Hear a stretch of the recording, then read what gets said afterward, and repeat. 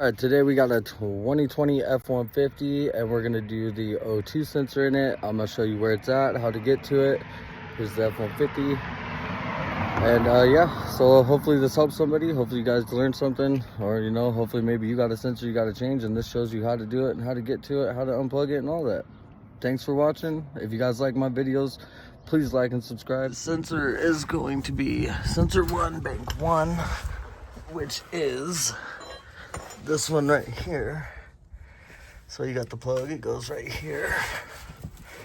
And I'm pretty sure it's just a button you push and pop the plug off. If I can get my arm up in there, figure out where the button is. It's on my other hand. A little button right here.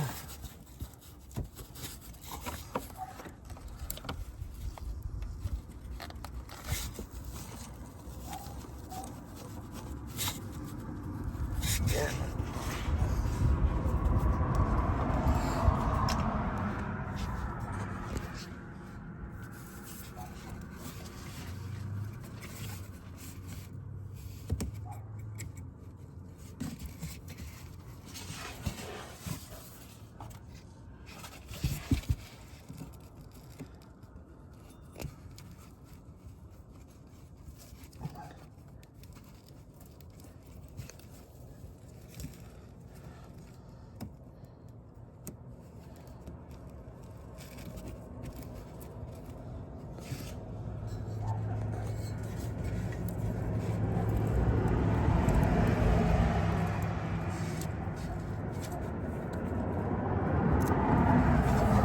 It is a button that's just really hard to get to.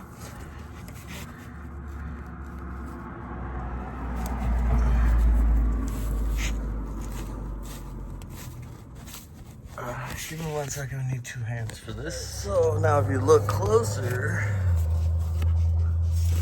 there is this little red switch.